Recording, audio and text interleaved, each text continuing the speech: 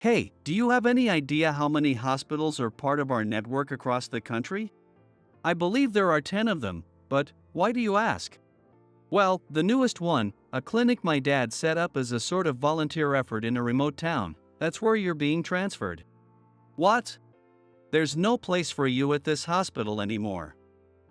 I warned you, didn't I? I said I'd make you regret what you did. As Mr. Thompson's son, Alex, said this with a smug smile, my mind went blank. It's not that I don't want to accept the reassignment. If it's necessary, I'd gladly go, but this was clearly just harassment from Alex. Because I talked back to him, he ordered me to be transferred to a clinic in a remote town.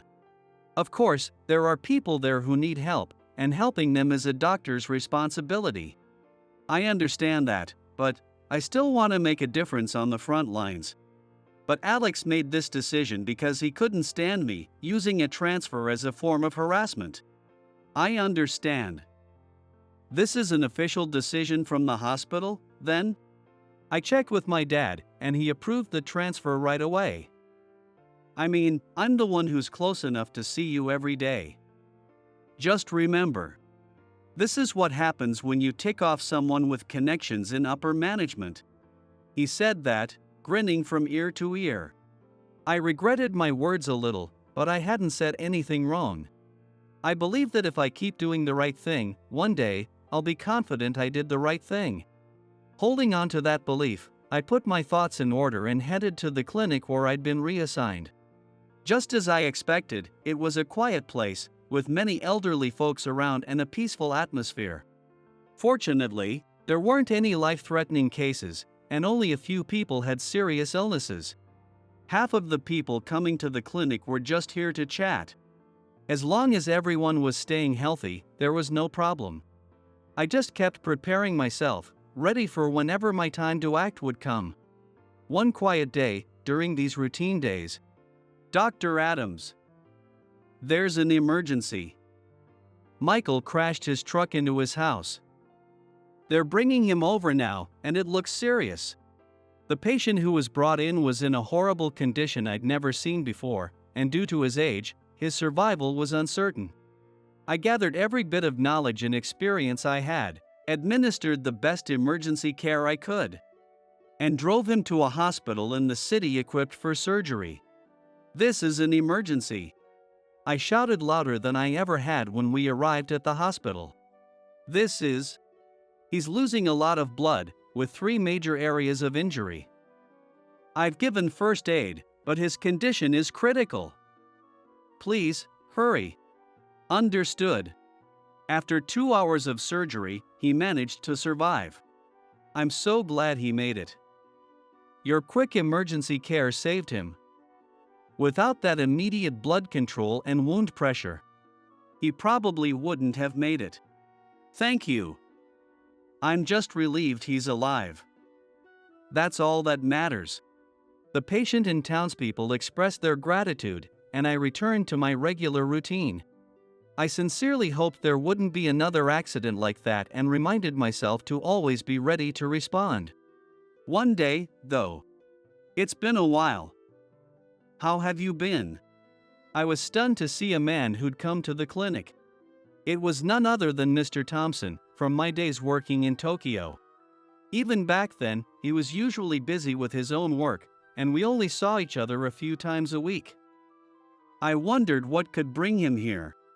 Long time no see, sir. But what brings you all the way out here? My name is James Adams, and I currently work at a hospital. I started working here 3 years ago, and I believe I've grown into a dependable doctor. I think I was trying harder than most people in this hospital. I treated each patient well and took pride in this work. My journey began back in elementary school. I was born to a stay-at-home mom and a dad who worked as an office employee, leading a simple but happy life. I'm home. Welcome back. I baked some of your favorite cookies, so go wash your hands, and you can have some. Really? Awesome. I was just craving cookies. Since my mother was a stay-at-home mom, she was always there for me when I was little. As I got older, I learned that my father worked for a small and medium-sized company and was so busy that he rarely had a day without overtime. Because of that, I grew very attached to my mom. Mom, your cookies are the best in the world. Thank you, sweetie. Hearing that makes all the effort worth it. Should we save some for Dad, too? He works so hard, I think it'll make him happy. I was a lively, mischievous boy, probably pretty loud to have around. But my mom was always kind to me, never letting that bother her. Of course, she wasn't only gentle, but she could be strict, too. But because of her kind presence, I grew up smoothly with barely any rebellion. Then one day, when I was in 6th grade, I came home as usual and found Mom lying down. "Ha? Are you not feeling well?" "I haven't been feeling great lately." "I'll get dinner ready soon, though, so just hang on a bit. If you're not feeling well, you should rest. I can go get some food for us." "Could I have some money?" "Alright, if you don't mind, please do. And with the leftover money, you can buy yourself a treat." By the time I was in upper elementary, I noticed more days when Mom wasn't feeling well. I probably should have realized then that Mom had a chronic illness. Her condition worsened over time, and by the time I started middle school, she spent most days in bed. She never told me what exactly her illness was, and I was busy with school, so I couldn't always keep an eye on her. But even then, I could tell she was suffering. It was obvious, looking at her. I knew things were only going to get worse. "Dad, Mom's not doing well these days. Shouldn't she go to the hospital?" "Yeah. I've been thinking that too. She says she's fine, but she doesn't look fine. Maybe we should all go this weekend." "Yeah, it's better to go before things get worse." We were all worried about her, so we decided to take her to the hospital that Saturday. But things took a turn on Friday. When I came home from school, Mom was lying on her bed. But this time, she didn't say welcome home like she always did. No matter how unwell she felt, she would always say welcome home when I came in. She wasn't moving at all, and I rushed over to her, worried. "Mom! Mom!" I shook her shoulder, my mind going blank as chills ran down my spine. Mom had lost consciousness. I was just a kid, and a fear crept in. Was she gone? Not knowing who to call, I grabbed her phone and called my dad. "Dad, help! Mom won't wake up." My words shook him too, but after a deep breath, he calmly gave me instructions. First, I checked her pulse and told Dad she still had one. He called for an ambulance right away, and I stayed by Mom's side, keeping the line open. Within minutes, the ambulance arrived, and Mom was taken to the hospital. I rode along, waiting in the waiting room until Dad arrived. She made it through, thanks to the ambulance, but her condition is serious. She'll need to be admitted. Please make the necessary arrangements. I could tell from Dad's face that this was more than serious. So Mom was admitted, and every day after school, I went to see her at the hospital. I kept hoping that with treatment, she would get better, but her frail appearance filled me with fear every day. She greeted me with smiles and even cracked jokes, but I felt she was pushing herself. Looking back, she really was pushing herself, and her body was struggling, so she must have been in real pain. But as a mother, she never showed weakness in front of me. 3 months later, Mom passed away. Despite all the treatments, her life couldn't be saved. I was devastated, feeling a sorrow I'd never felt before and might never feel again. If anyone had asked me as a kid what I loved most in this world, I would have answered without hesitation, my mother.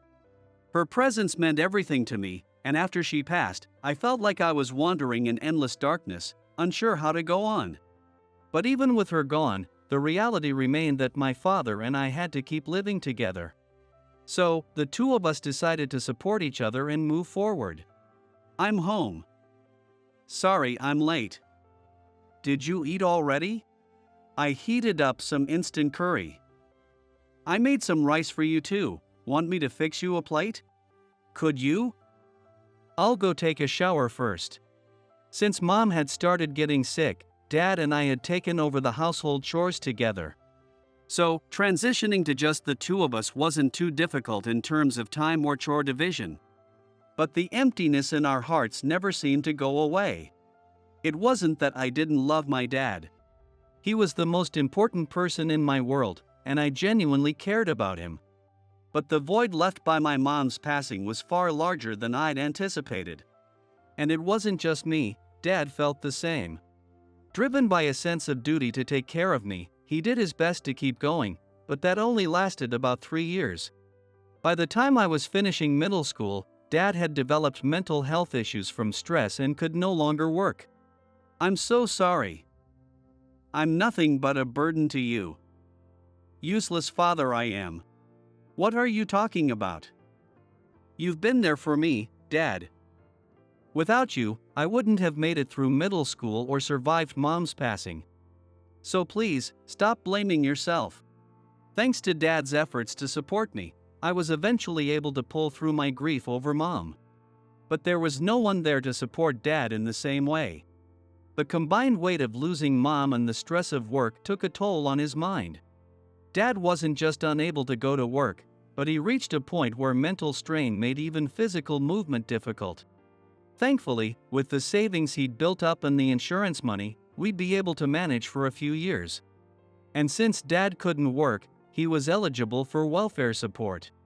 Our lifestyle wasn't lavish, but we could get by. I could have started working to support him. But I wasn't only thinking about the short term, I was looking further into the future. Dad, I want to be a doctor. Even if I started working now, I'd always carry the burden of a middle school education.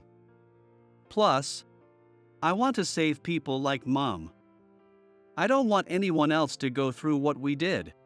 Dad agreed with my plan and told me not to worry about the money, just to work toward my dreams. So, we began receiving welfare support, and I enrolled in a public high school. Of course, we couldn't afford tutoring, but I poured myself into studying on my own. As a result, I got accepted into a public medical school. I had to take out student loans, but I was determined not to waste this opportunity, so I studied with everything I had. Now, 3 years into being a doctor, here I am. As a doctor, I keep studying every day, striving to reach new heights.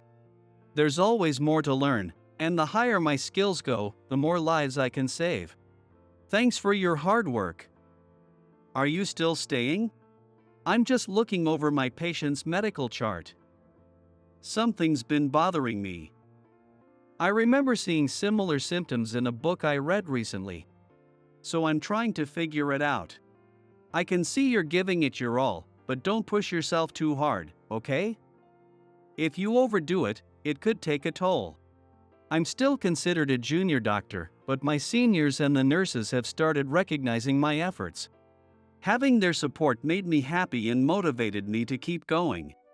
And since I began working as a doctor, Dad's health had gradually improved, too.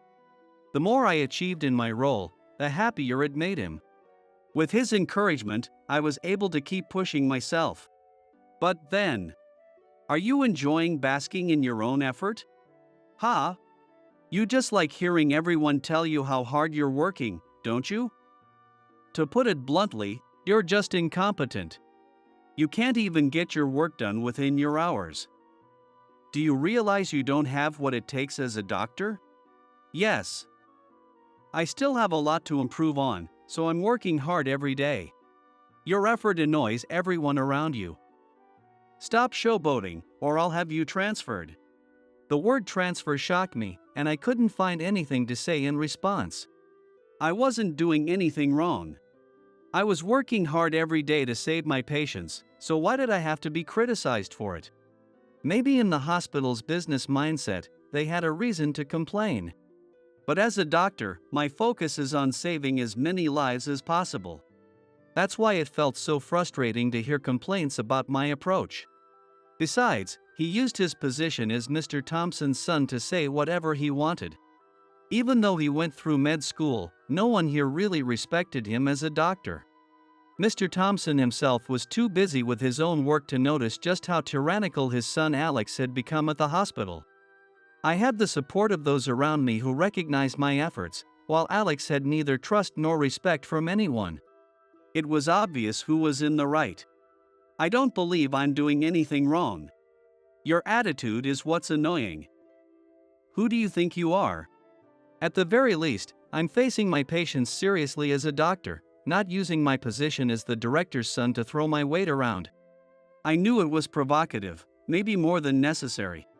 But someone like him needed to hear it straight. I didn't think my work deserved to be belittled, and he needed to see the absurdity of his actions. Always slacking off while using his dad's authority. So, you think it's okay to speak to me like this? I realize it's disrespectful, but I'm simply stating the obvious. Whatever. But don't think I'll forget what you said. I'm going to make you regret ever defying me. With that, he stormed off. Maybe he'd try some form of harassment, but I resolved that no matter what he did, I wouldn't waver in my values or beliefs. No matter the circumstances, my focus would remain on saving lives. I reminded myself of this again.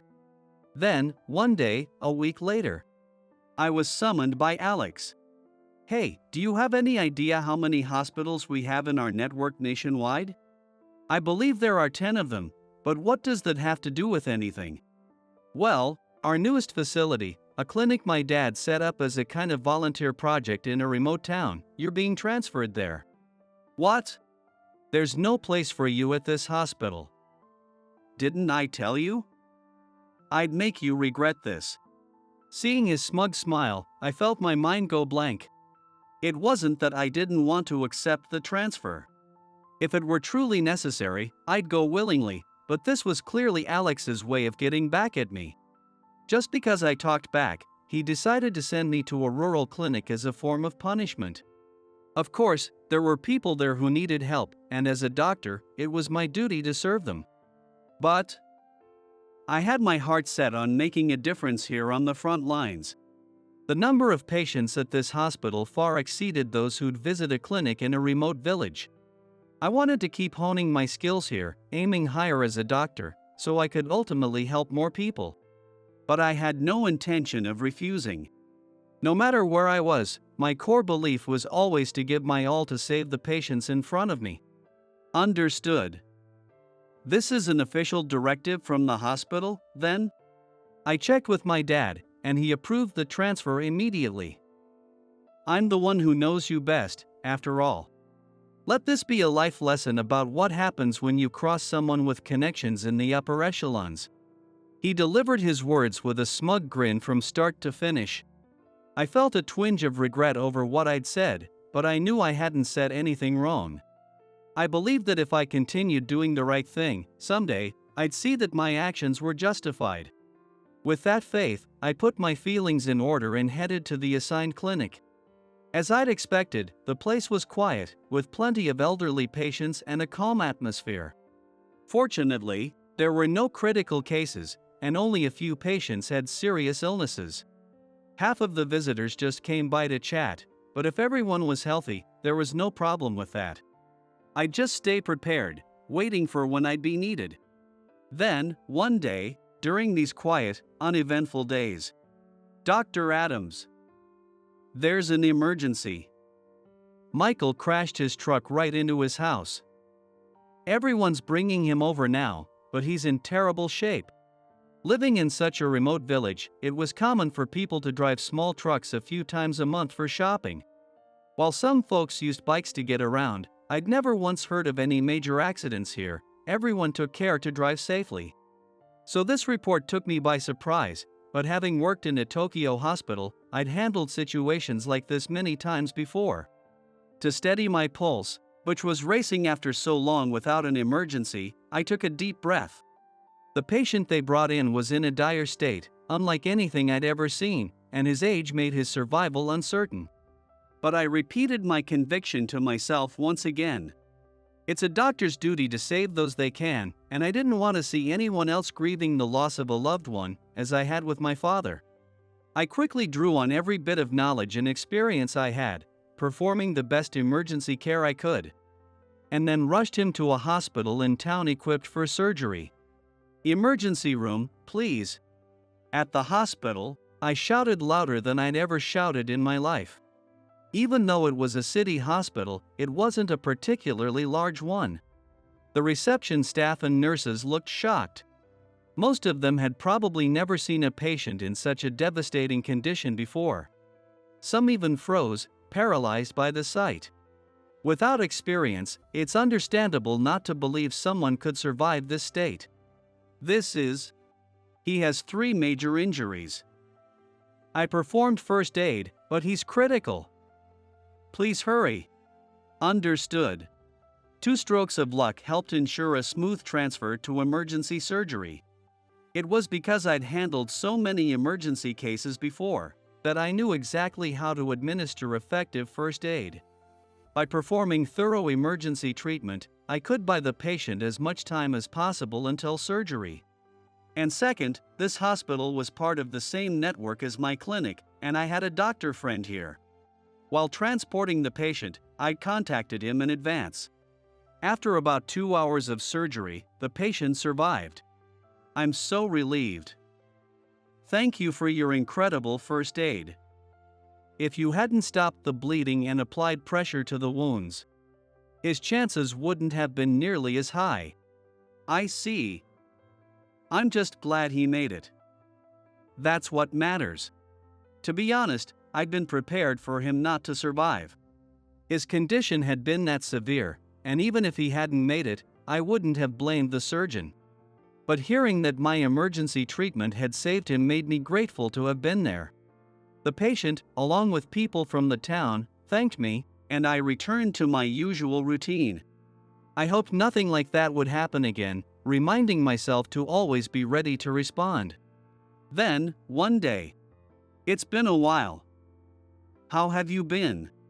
I was stunned when I saw the man who'd come to the clinic. It was Mr. Thompson from my days working in Tokyo. He was usually busy with his own work, and even in Tokyo, we only crossed paths a few times a week. I wondered what brought him all the way out here.